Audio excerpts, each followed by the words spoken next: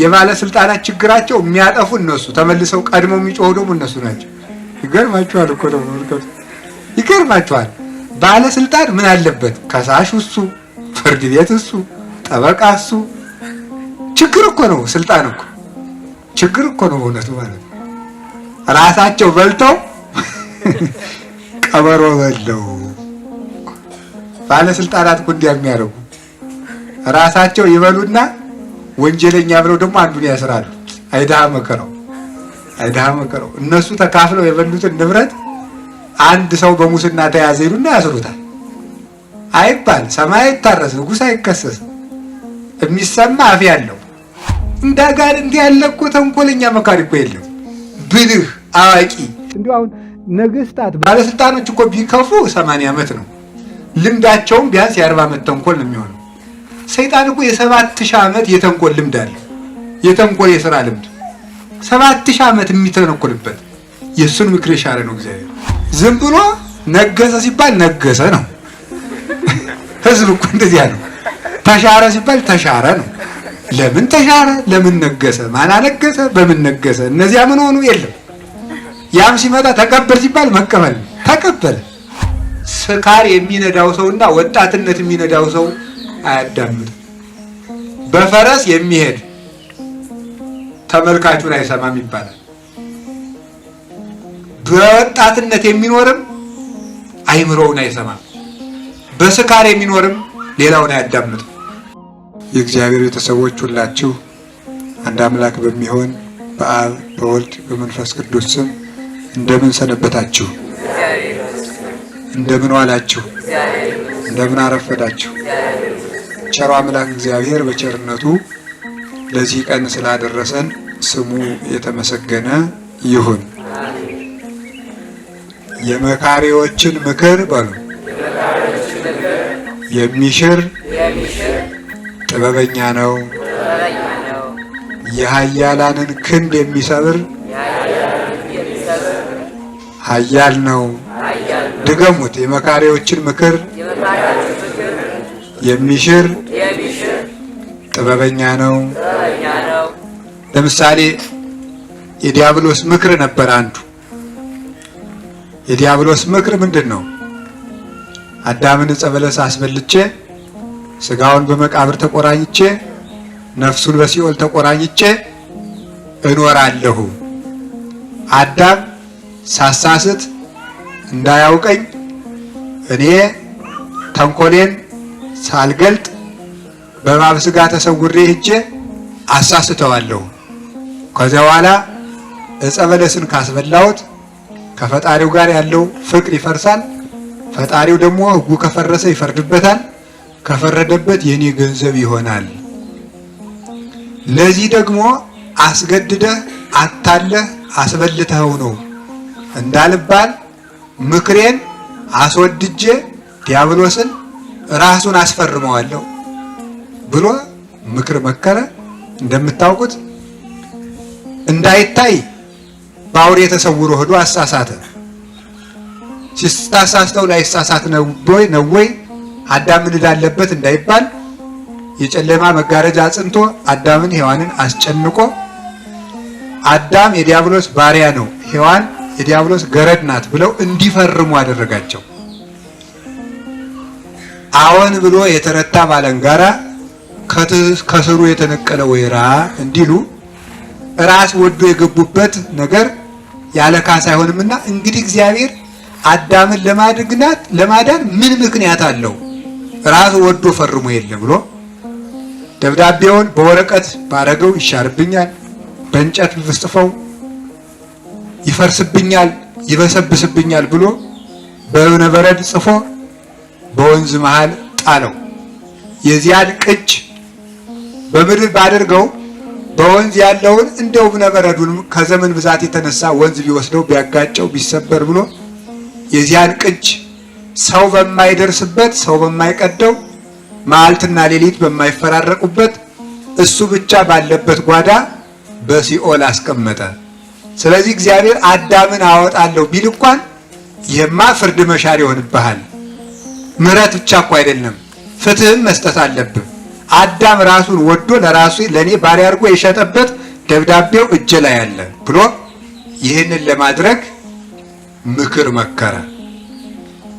ቢሆንም ዝም ብለህ ልቀቅ እንዳይለው ደግሞ አንተ ተበድለህ ያለ ሕግ እንግዲያማ መሰራቱ ለከንቱ ነው። በለስን ከበላ የሞት ሞትን ትሞታለህ ብለሃል። ሕግ ሲጣስ ዝም ብለህ የምትምር ከሆነማ ስለዚህ ሕግህም ለከንቱ ነው። ሕግ ለዘላለም አይፈርስም መባሉ ትክክል አይደለም ብሎ ለመሟገት ይመቸኛል ብሎ 3 ምክሮችን መከራ። ተንኮል አደረገ። የመካሪዎችን ምክር የሚሽር ሕያው ቅዱስ እግዚአብሔር አብ ወልድ መንፈስ ቅዱስ ይሄልዩ፣ አብ ወልድ መንፈስ ቅዱስ ይትናገሩ፣ አብ ወልድ መንፈስ ቅዱስ ይፈጽሙ። እሱ ይሄንን ሲመክር ሥላሴ ዓለምን ሳይፈጥሩ በአንድነታቸው በሶስትነታቸው ዲያብሎስ ከተፈጠረ በኋላ የሚመክረውን ምክር ሥላሴ ቀድሞው ለድነት ዓለም መክረውት ነበረ። ስጋዌን እናደርጋለን፣ ለዚያም ትንቢት እናገራለን፣ ከሶስቱ አካል አንዱ ወርዶ ይፈጽመዋል፣ አዳም ይድናል ብለው ይሄን መክረው ነበረ። ሰይጣን በሽንገላ በእባብ ስጋ ተሰውሮ መጥቶ እንደጠፋን አካላዊ ቃል በሰው ስጋ ተሰውሮ ስጋ ለብሶ በመምጣቱ ዳን። ምክሩን በምክር አፈረሰበት፣ መልበሱን በመልበስ አፈረሰበት፣ ማታለሉን በማታለል አፈረሰበት። ዲያብሎስን ክርስቶስ ሸነገለው። አምላክ ሰው ሆኖ በምድር ይመላለሳል ብሎ መሽጠርጥሮ ከሰማይ በላይ ልዑል ከምድር በታች ጥልቅ የሚሆን እግዚአብሔር 3 ክንድ ከስንዝር ቁመት ይዞ ይመጣል ብሎ መቼ አሰበ? በዚህ ምክር እግዚአብሔር መጣ፣ ከመቤታችን ተጸነሰ፣ በቆመ ብሲ ተወለደ፣ አደገ፣ አስተማረ፣ ዮርዳኖስ ላይ ሄዶ ተጠመቀ። ሲጠመቅም ከዚያ አስፈርም ያለው ካለው ደብዳቤ ላይ ሄዶ ቆሞ ተጠመቀበት። ደብዳቤያችንንም ደመሰሰው። ወደምሰሰ መጽሐፈ ዕዳነ ይላል ቅዱስ ጳውሎስ። ደመሰሰልን። ከዚህማ ያለው ይገኛል ሲኦል ያለው እሳ ብሎ ነበረ። እኛ የማንደርስበትን ሀገር የሚደርስበት እግዚአብሔር መጣና በስልጣኑ ገብቶ ሲኦልን በርብሮ በብርሃነ መለኮቱ የዕዳ ደብዳቤያችን በደመ ማኅተሙ ደምስሶ አቃጥሎ ነፍሳትን ከሲኦል አወጣ። ያጋንንትን ምክር እንዲያርጉ አፈረሰባቸው። ስጋ ለብሶ እባብ መስሎ አዳምን ዘመድ መስሎ እንዳታለለው ክርስቶስ ሰው ሆኖ አምላክነቱ ግን ሳይታወቀው ለዲያብሎስ አምላኪ አምላኪ እያለ እየደከመ እንዳይጠረጥር እየተሰደደ አምላክ ተወለደ። በቤተልሔም ብርሃን ብልጭ ሲል መላእክት ሲያመሰግኑ ያኔ የኔ ጠላት ተወልዷል ብሎ ሲጠረጥር ደግሞ መልሶ እንዳይጠረጥር ደግሞ ወደ ቤተልሔም ሲሰደድ አይ አልተወለደም፣ ያማ ቢሆን አይፈራም ነበር እያለ እያታለለ እንጀራ ሲያበረክት ያ ጠላት ተወልዷል። ሲርበው ደግሞ አይ ቢሆንም እስቲ ያ ቢሆንም አይርበውም ነበር። ያታለለ አዳምን እንዳታለለ ክርስቶስን ዲያብሎስን አታለለው። ጀገዮ ወአምሰሎ ሸነገለው። እንዲህ አርጎ ያጋንንትን ምክር ሽሮ ስላዳነን ስሙ የተመሰገነ ይሁን። ወደፊትም ያጋንንትን ምክር ይሻርባቸው። በትልቅነት ሲጠብቁት በትንሽነት መጥቶ አሸነፋቸው። እንዳትረሱ እግዚአብሔር ዲያብሎስንና ክፉ ሰዎችን የሚያሸንፋቸው ባልጠረጠሩት መጠን ነው። ይህ እግዚአብሔር ምክር ነው። በሌላ በኩል እንደው በሰው ልጆች ስትመጡ እግዚአብሔር ብዙ ጊዜ የክፉ ሰው ምክር አፈርሷል። አላፈረሰም። የያዕቆብ ልጆች ዮሴፍን ሲሸጡ ምን ብለው ነበር የሸጡት? አባቱ ስለሚወደው በእኛ ላይ ንጉሥ ይሆንብናል ብለው ነው። በእኛ ላይ ንጉሥ ይሆንብናል። 11 ነዶዎች ለእኔ ነዶ ሲሰግዱ አየው ሲሏል 11 ወንድሞችህ ሊሰግዱልህ ነው ብሎ ተርጉሞለታል። ታዲያ እኛ እንግዲህ እሱ ንጉሥ ነው፣ እኛ ባሪያ ሆነን ልንኖር ነው? እሱ እኛን ባሪያ ከማድረጉ በፊት እኛ እሱን ባሪያ አድርገን ወደ ግብፅ እንሸጠው ይል አሉና ወደ ግብፅ ሸጡት። ጠቢብ ውእቱ ዘያረስ ምክረ መካርያን። ኋላ እግዚአብሔር ምን አደረገው? ዮሴፍን ወሰደና ግብፅ ውስጥ ደግሞ ሌላ መካሪ ደግሞ መጣች። ደግሞ ወንድሞቹ ተቀብላ የምታሰቃይ ባሪያውን ወገባበት። ደግሞ ና እኔ ጋር እንተኛ፣ አይሆንም፣ ና እንዲናርግ አይሆንም፣ እምቢ አልክማ ይሄ ባሪያ ደፈረኝ ብዬ ጮኸ አለችና ስልጣኗን ተጠቅማ የባለስልጣናት ችግራቸው የሚያጠፉ እነሱ ተመልሰው ቀድመው የሚጮሁ ደግሞ እነሱ ናቸው። ይገርማችኋል እኮ ነው መልከቱ። ይገርማችኋል። ባለስልጣን ምን አለበት? ከሳሽ እሱ፣ ፍርድ ቤት እሱ፣ ጠበቃ እሱ። ችግር እኮ ነው ስልጣን እኮ። ስልጣኗን ተጠቅማ ና አለች፣ አይሆንም ማለት እንግዲያማ ይሄ ምን እናደርጋለን? አይ አሳስረዋለሁ አለችና ሰው ባሪያ ሲገዛ እንደዚህ ያለውን እንደው መልከ ጥፉን መልኩን አልዘረዝረውም ብዬ ነው እንደዚህ ያለውን ይገዛል እንጂ ይሄን መልከኛ ገዝቶ አስደፈረኝ ይሄን ባሪያ ብላ ጮኸች። እውነት ነው ብሎ ሰው መቼስ አይ አደራረጉስ እንደው እሱ ሲሄድ ቢሆን ኑሮ ልብሱ አቀዳደዱ ያንቺ በፊት የሱ በኋላ ይቀደድ ነበር። እንደው አይ ነገሩ ሰው ወዳንቺ ይመስላል ብለው በውስጣቸው ነው። ግን አዲያ ምን ይባላል እንግዲህ መቼስ እርሶ ብለው ንግስት ብለው ወስደው አሰሩት። እሷ እንግዲህ እንዲያርግ ያሳስራለሁ ብላ ነው። ኋላ እግዚአብሔር ምን አደረገ? ንጉሱ ህልም ጠፋው። ፈርዖን ህልም አየ። 7 የወፈሩ ላሞች መጥተው ኋላ ደግሞ 7 የከሱ ላሞች መጥተው ሲውጧቸዋል። ማን ይተርጉማት? አንድ ባሪያ ያላሉ እስር ቤቱ ነው ህልም የሚተረጉም። አምጡት ይተርጉም። 7 የወፈሩ ላሞች 7 የጥጋብ ዘመን ነው። የከሱ ላሞች ደግሞ የራብ ዘመን ነው። ንጉስ ምን ይደረግ? በወፈረው በ7ቱ ዓመት ለ7ቱ ዓመት ረሃብ የሚሆን ግብር ከህዝቡ ሰብስብ። እንደዚህ ያለ ደግሞ ጥበበኛ ሰው ፈልግ። ይሄን የሚያደርግ ካንተ በላይ ማን አለ? ና ተሾመ። ጠቢብ ውእቱ ዘያረስ ምክረ መካርያን። ውሸቴን እሪ ብዬ አሳስሬ ይሄን ባሪያ አስገድለዋለሁ ስትል ምክሯን ሽሮ ንጉስ የሚያደርግ እግዚአብሔር ነው። ምክሯን ሻረው እግዚአብሔር። ያለ ሰይፍ የሚዋጋ ማን ነው? እግዚአብሔር ተዋግቶ የሚያሸንፍ። እንግዲህ ምን እናደርጋለን? እሺ ወንድማችን ኋላ እኔ ንጉስ ሆናለሁ እያለ ህልም እያየ ስላስቸገረን ስጋችንም አርደን እንብላ፣ እሱንም 20 ብር እንሽጥ፣ ደሙን ጨርቅ እንቅባ፣ ቀበሮ በለው እንበል። እነ ቀበሮ በለው እንበል ተባለ። በእውነቱ ማለት ነው ችግር እኮ ነው በእውነቱ ማለት ነው። ራሳቸው በልተው ቀበሮ በለው።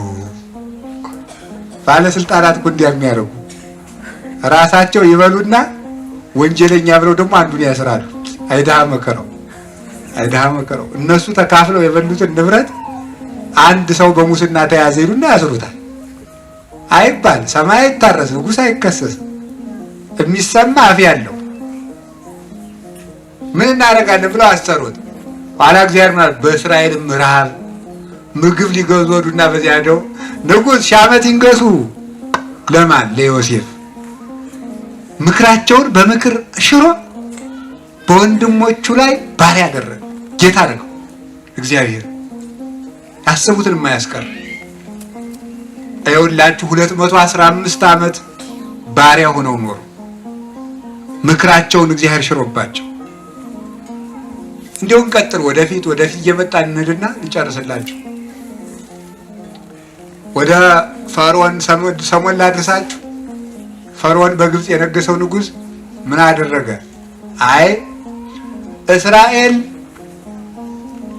ወንድ ከተወለደላቸው ወንዶቹ አረበኛ ሆነው ወደ ኢየሩሳሌም ይወጣሉ፣ ሀገራቸውን ተደራጅተው። ስለዚህ ወንዱን እየመረጥን እንግደል አለ። እግዚአብሔር ዝም ብሎ አይመክርም መስለው እኮ እግዚአብሔር እኮ ይመክራል። ከዛ ራሳ ወንዱን እንግደል። እሺ ወንድ ወንድ ስትወልዱ ምን አደረጓል? አይ ወንድ ወንድ ስትወልዱ ባህር ጣሉት፣ ሴት ሴቱ ይቅር ብሎ አዋጅ ነገረ። ዛረስ ምክረ መካሪያን ታማኝ መወልዳት አዋላጆች ተብለው የተሾሙት ሙሴን ሲያዩት ሬሳ አይጣልም እናንተ አሉ። ይህንማ እንዴት አድርገን እንጥለዋለን እናንተ? ደስ ስለሚል ሙሴ መልክዓ ማለት ነው፣ ምን ያምር ማለት ነው። ይህንማ እንዴት አድርገን እንጥለዋለን? አዲያ እንዴት እናርግ? አይ በቃ ዝም ብለን በቅርጫት አድርገን ወንዝ እንጣለውና ከዚያ ምን ያድርግ? እዚያ በኋላማ ቀን እህቱ ትጠብቀው ቁራ እንዳይበላው፣ የባህር አውሬ እንዳይበላው፣ እናቱ ደግሞ እየሄደች በጨለማ ታጥበው ተባለ።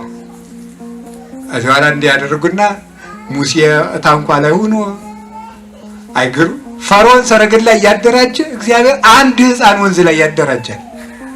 ይገርማል እኮ እንደው እውነቱ ማለት ነው። እግዚአብሔር ያደራጀው አንድ ሰው በጣም ጭንቅ ነው። ዓለም ከሚያደራጀው እልፍ ነገር ማለት ነው። ያን ሕፃን አሳደገ። አላሳ የንጉሱ ልጅ ደግሞ ወንዝ ልትታጠብ መውረድ፣ ከቤቷ ልትታጠብ እንጨነቃል። እግዚአብሔር እሳ ወደ እንድታጠብ ያ ምንድን ነው? ከነጋዴያን ያመለጠ የወርቅ ሳጥን ይሆናል። እስኪ አምጡት ወዲህ ሲታይ እንደ ፀሐይ የሚያበራ ሕፃን ሙሴ። ይህንስ ወስጄ አሳድገዋለሁ፣ ስሙ ሙሴ ይባል። እማይዘረከብክዎ ከውሃ ያወጣሁት ልበለው ስሙ ሙሴ። ምን ያድጋል? አቤተ መንግስት። አማን ቤት? ከፈርዖን ቤት። ዛሬስ ምክረ መካሪያን እግዚአብሔር ወንድ ወንዱን ወዲህ ገድዬ እስራኤልን ያለ ነፃነት ልግዛቸው ብሎ ሲያስብ ይሄን ምክር የሚችል እግዚአብሔር ያንን ምክሩን የሚያጠፋ ሕፃን ከቤቱ አሳደገበት።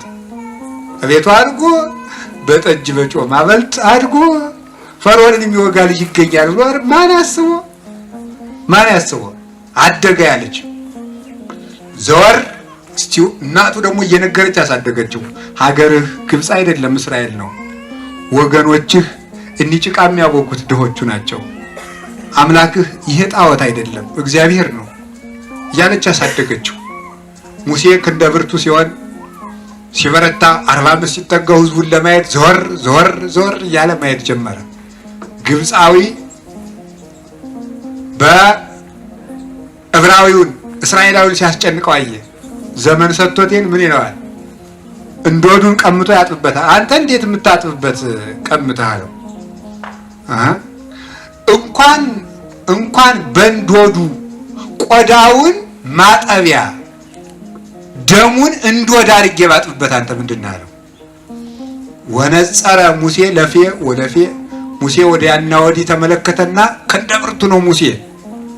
በዚያ ቀኝ እጁ ሳብ አድርጎ ካሻው ፈጭቶ ዘደ ጀመረ ማለት ነው። ጀመረ እንግዲህ ማለት ነው። ተመልከቱ ማለት ነው። ታዲያ እግዚአብሔር እዚህ በኋላ ያለውን ታሪክ አልተረከውም። በቤተ ክርስቲያን በብዙ መንገድ ስለምትሰሙ የሚደንቀኝ ግን ፈርዖን ወንድ እየገደልኩ እስራኤል ልጨርሳለሁ ሲል እግዚአብሔር ምክሩን ሽሮ ያተረፈበት መንገድ። እግዚአብሔር ምክርን በምክር ይሽራል። የክፉ ሰዎችን ምክር እንኳን የሰውን ያጋንንትን እንኳን ሽሯል። እንዳጋንንት ያለ እኮ ተንኮለኛ መካሪ እኮ የለም። ብልህ አዋቂ እንዲያው ነገስታት ባለስልጣኖች እኮ ቢከፉ 80 ዓመት ነው ልምዳቸውም፣ ቢያንስ የ40 ዓመት ተንኮል ነው የሚሆነው። ሰይጣን እኮ የ7000 ዓመት የተንኮል ልምድ አለ።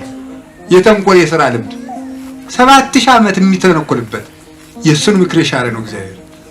እንዲህ አድርጎ እግዚአብሔር ከዚያ ወገኖችን በተአምራት በመቅሰፍት በተአምራት በምክር ሙሴን አተረፈ። ተባውቱ ዘያደቅቅ መዝራይታ ኃያላን የኃያላን ክንድ የሚሰብረው ተባውቱ ኃያል እግዚአብሔር ደግሞ በኃይል ነው እንጂ በምክርም አልሆነም። አደገ አይደል ይሄ ሙሴ ደግሞ ብሎ የማረኳቸውን ደግሞ እየጎተተ ይዞ መውጣት ጀመረ። እምቢ አለማ በሰረገላ። እሺ ጥሩ። ቀድሞ በምክር ቀጥሎ በምን በሰረገላ ደግሞ በሰረገላ ሲካተል አሁን በምክር ሲመጡ እግዚአብሔር በምክር ያጠፋል። በኃይል ሲመጡ ደግሞ ጥሩ ኑ ፈርዖን የፈርዖን ፈረሶች ይላሉ አባቶቻችን የቅኔ ምሁራን ስለ ፈርዖን ፈረሶች ታሪክ ሲናገሩ እንደው ኃይላቸውን ለመግለጽ እንጂ እንደዚህ ሆኖ አይደለም። ፍልጡን እንደ ሳር የሚበሉ ነበሩ ይባላል። በጣም ኃያላን ናቸው፣ ፍልጥ የሚበሉ። እነዚህን ፈረሶች ያሰገረ ፈርዖን ሄደ። በኋላ ምንም የለም፣ በፊትም ምንም የለም። ማን አለ? ሙሴ። ከሙሴ እጅ ምን አለ? አንዲት ደካማ በትር ግን የእግዚአብሔር ክንድ ያላት። ምታው፣ እሱም ባህር መታው፣ ተከፈለ፣ ተሻገሩ። ፈርዖንም ገባ። ጫፉ ሲገባ ዝም፣ ጥቂት ሲጨምር ዝም፣ እንደገናም ሲገባ ዝም፣ እንደገናም ሲገባ ዝም፣ እስከ ጫፍ ሲገባ እግዚአብሔር ልብስ ፈረሰ ወመስተጽነ ወረወ ውስተ ባሕር። ፈርዖንን ከነሰረገላው አሰጠመው። ተባው ውእቱ ዘያደቅቅ መዝራዕተ ኃያላን። የኃያላን ክንድ የሚሰብር እግዚአብሔር እሱንም አደቀቀው። ደግሞ በሌላ ጊዜ ላሻግራችሁ። በሌላ ጊዜ ተንኮልን ምክርን ከሻረበት ጋር ነው እንጂ ጦርነት ብዙ ነው። ጦርነት ሙሉ ስተርክ ልኖር እንዳይመስላችሁ። በምክር የመጣውን ነው የምነግራችሁ። በምክር ሲመጡ ደግሞ ምን አደረገው? ሌላ ከዳዊት ዘመን ላድርሳችሁ። ዳዊትን የገዛ ልጁ አሰድዶታል። አቤሴሎም አሰድዶ ሲሰደው ምን እያለ ነው አቤሴሎም የመከረ? አቤሴሎም ከቤተ መንግስት መጥቶ መልከኛ ነው፣ ወጣት ነው። ሶስት ነገር ይጠቀማል አቤሴሎም። አንደኛ መልኩን ዳዊት ደጃፍ ተቀምጦ ደረስኩ ብሏል። ሁለተኛ ደግሞ አዛኝ መስሎ ሰው ከሩቅ ሀገር ሲመጣ ከወዴት መጥተህ ነው ይለዋል። እንዲህ ያለ ሀገር ነገርህ ብሶትህ ምንድን ነው? እንዲህ ያለ ነው። አይ ጉዳይስ ቀላል ኖሯል። አዲያ ምን አለ? መኳንንቱ ቀን በስካር ሌት በዝሙት ነው የሚያልፉ። ማን ይፈርድልሃል? እኔን የሚሾመኝ ባገኝ ግን ቀን በፀሐይ ሌት በመብራት ስፈርድ አድር ነበር። አይኩሽን እንደኮ አይደረስ እኮ ነው። እኔን የሚሾመኝ ባገኝ እንዲያርግ የፈርድ ነበር እያለ በማታለል ያዘነ በመምሰል የቃል መከናወኑን ተጠቅሞ የንግግር ጥበቡን ተጠቅሞ መላው እስራኤል ልቡናቸውን አሸፈተ። ኋላ አሰደደ። ምን አደረገ? እንግዲህ የነጋሪት ድምፅ ስትሰሙ አቤሴሎም በኬብሮን ነገሰ እያላችሁ አዋጅ ንገሯል። ነጋሪቱ ጉስም ሲባል አቤሴሎም በኬብሮን ነገሰ። ህዝብ ምን አለ? ጎርፍ አይደል? ማን አነገሰው? እንዴት ነገሰ? ዳዊት የት ሄዶ ነው የሚባል ነገር የለም። ዝም ብሎ ነገሰ ሲባል ነገሰ ነው። ህዝብ እኮ እንደዚያ ነው። ተሻረ ሲባል ተሻረ ነው። ለምን ተሻረ? ለምን ነገሰ? ማን አነገሰ? በምን ነገሰ? እነዚያ ምን ሆኑ? የለም። ያም ሲመጣ ተቀበል ሲባል መቀበል ተቀበለ። ከዛ በኋላ ምን አደረገ? አኪጦፌል የሚባል ክፉ መካሪ ደግሞ መጣ። ያ አኪጦፌል ክፉ ምክር መከረው። ዳዊትም ወጥቶ ተሰደደ። ነቢዩ ናታን በል እንግዲህ አንተም ትንሽ ስተት ተሳስተሃል፣ የዚያችን ቅጣት ልጅህ ስለሚያሰድድ ዝም ብለህ አርፈህ ተሰደድ አለ። ሄደ። ኩሲ የሚባል ሽማግሌ ነበረ፣ የዳዊት አማካሪ ኩሲ ይባላል። የዳዊት ዋና አማካሪው ነው። ሽማግሌ ሰው ነው፣ ሸምግሏል፣ አርጅቶ ዳዊትን ሲያማክር ነው እድሜ ዘመኑን የኖረ። የዳዊት አማካሪ ቀላል ሰው ነው እንዴ? ዳዊት ራሱ እኮ ልብ አምላክ ነው። አንተ ከተሰደድክማ አብሬ ተሰደዳለሁ አለ። ተው አንተ እዚህ ተቀመጥና በምክር ትረዳኛለህ አለው። እኔ ተሰደዳለሁ፣ አንተ እዚህ ቁጭ በል አለው። ኋላ አቤሴሎም መጣና ኩሲ አቤት ዳዊት ጌታ ሲሰደድ ዝም ብለህ ታያለህ? ይሄ ነው ወዳጅነት አለው። አይ አይደለም፣ እኔ ምን ጊዜ ስማማክር እግዚአብሔር የቀባውን አይደል አለው። ምን እያለው ነው? ምን እያለው ነው? አቤሴሎም አይገባውም። ድሮም እኮ የዳዊት አማካሪ ነኝ ዛሬም እያለው ነው። ዛሬም እኮ ማማክር ለዳዊት ነው፣ አይገባም እንጂ። ምክንያቱም እግዚአብሔር የቀባው አቤሴሎምን ነው ዳዊትን ነው። ዳዊት ድሮም እኮ የዳዊት አማካሪ ነኝ። ግን ምን ማለቱ ነው? ምን አንተም ከነገርክ አንተን አማክራለሁ ያለው መስሎታል፣ የሞኝ ነገር። ኋላ ኩሲ ቁጭ አለ። አኪጦፌል ና ተባለ። ክፉ መካሪ ነው ደግሞ ይሄ። ምኑ ለመከረ? አሁን 12,000 ሰራዊት ስጠኝና ዳዊትን እሁር ወእድ የግኖ ዳዊትን ልከተለውና ወንትር ርሶ ቸብቸቦውን ቆርጬ ላምጣልህ አለው። ዳዊትን አሁን ቆርጬ አመጣለታለሁ አለው። እንደገና ደግሞ እስራኤል አንተን እንዲከተሉ የአባትህን ሚስቶች አግባ ነው። በአደባባይ ዳዊት ሚስቶቹ በስተት 10 ሚስቶች ነበሩት። ይሄ ለዳዊት አልተመሰገነበትም፣ ተነቅፎበታል፣ መከራ ተቀብሎበታል። መጽሐፍ ቅዱስ ራእት ሕግ ነው። ምን ማለት ነው? የቀና ሕግ ነው። ቅዱሳንን ደግነታቸውን ብቻ ሳይሆን ስህተታቸውንም አብሮ ይጽፋል። የእግዚአብሔር መጽሐፍ ስለሆነ እንጂ ዳዊት 10 ማግባቱ በእግዚአብሔር ተመስግኖለት አይደለም። በኋላ ትቷቸው ነበርና አቤሴሎም በጠራራ ፀሐይ ድንኳን አስተክሎ የአባቱን ሚስቶች አገባ። ያንን አገባ። ከዚህ በኋላ የአባትህን ሚስት ስታገባ እስራኤል በቃ አንተን ይከተሉሃል አለ። እሺ ዛሬ ደግሞ እንድና ዳዊትን አሁን እየሮጥኩ ልሂድና ልቁረጠው ሲል አይ እስቲ ቆይ ሽማግሌ ከምክር ከሚለዩት ከምግብ ቢለዩት ይሻለዋል። ኩሲን እንጥራው ማን አስባለ? እግዚአብሔር ጠቢቡቱ ዘያረስ ምክረ መካሪያ እስቲ እንጥራው ተባለ። ተጠርቶ መጣ።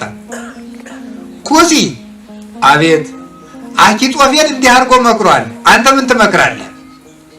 አይ ይቺ ምክር መልካም አይደለችም። ይቺ ምክር ዳዊት እኮ ዓላማ በተተከለበት ሰንደቅ በተተከለበት ኃያላን በተሰለፉበት ዳዊት መጣ ሲባል እንደ ግንብ የሚናዱለት ሰው ነው። ዳዊት እንዲህ በቀላሉ ይያዛል እንዴ? ስለዚህ ከዳን እስከ ቤርሳቤ ያለውን የእስራኤልን ሕዝብ ሙሉ ሰብስበን ነው የምንገጥም አለ። ቆይ ብዙ ሰው ይሰብሰባል፣ ብዙ ሰው ይሰብሰብ። አሃ የአኪጦፌል ምክር መልካም ናት አለ። ማን ነው እንዲህ ያለ? አቤሴሎም። ለሱ ግን የኩሲ ምክር ለሱ ግን የአኪጦፌል ትሻለው ነበር። ዳዊት እዚያ ተንበልብሎ ካሸዋ ላይ ወድቆ ፀሐይ እየመታው እግዚኦ እለዋ ለምክር አኪጦፌል፣ አቤቱ የአኪጦፌልን ምክር ሻርበት እያለ ይጸልይ ነበር። ከዚያ በኋላ ሲለው እሺ አለ። ወዲያ ኩሲ ምን አለ? ከመከመዝ ወከመከማው መከረ አኪጦፌል ከመከመዝ ወከመከማው መከርኩ አለ። አኪጦፌል እንዲህ ብሎ መከረ፣ እኔም እንዲህ ብዬ መክር ያለውና ኢትቢት ባራወት አላ ሁር ወእዶ ለዮርዳኖስ ሂድ ዮርዳኖስን ተሻገር ብላችሁ ለዳዊት ንገሩት፣ መንገድ ግፋ በሉት ብሎ ላከበት ማለት ነው። ዳዊት ሲገሰግስ አደረ። እግዚኦ አምላኬ ኢትግድፈኒ እስመ ብከ ተወከሉ፣ ፈጣሪ በአንተ ታምኛለሁና በመከራው አትጣለኝ እያለ እያለቀሰ ተራራውን ወጥቶ አደረ ማለት ነው። ይሄንን ምክር መክሮ ዳዊትን ከአቤሴሎም እጅ አተረፈው። ተባውቱ ዘያደቅቅ መዝራዕተ ኃያላን ዳዊት እግዚአብሔር በጥበብ ምክር በኩሲ ምክር እንዲህ አድርጎ ቢያተርፈው፣ አቤሴሎም ደግሞ ሰረገላውን ጭኖ ደግሞ ሰራዊት አስከትሎ ደግሞ ሄደ። ሲሄድ ደግሞ እዚያ በኋላ ምን አደረገ? ዳዊት የቀሩት ኢዮአብ፣ አቢሳ የሚባሉ ጥቂት አርበኞች ብቻ ናቸው አብረውት የተሰደዱ። መችስ እንግዲህ የደረሱ ንግጠም እንጂ ምን አደርጋለን አለ ሲሉ ምን ሆነ? አቤሴሎም ራሱ በፈረሱ ነው። ስካር የሚነዳው ሰውና ወጣትነት የሚነዳው ሰው አያዳምጥም። በፈረስ የሚሄድ ተመልካቹን አይሰማም ይባላል።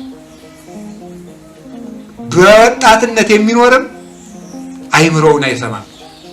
በስካር የሚኖርም ሌላውን አያዳምጥም።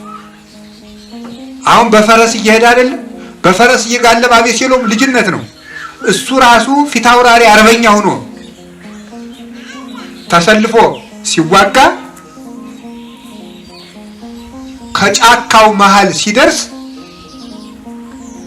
ጸጉሩ ያደገ ነበርና አቤሴሎም ዛፉ በጸጉሩ አንጠለጠለው፣ ተንጠለጠለ። እሱ ሲንጠለጠል ኢዮአብ ደረሰ። የዳዊት ጀግናው አርበኛ ሄዶ በጦር ወጋው፣ ሞተ።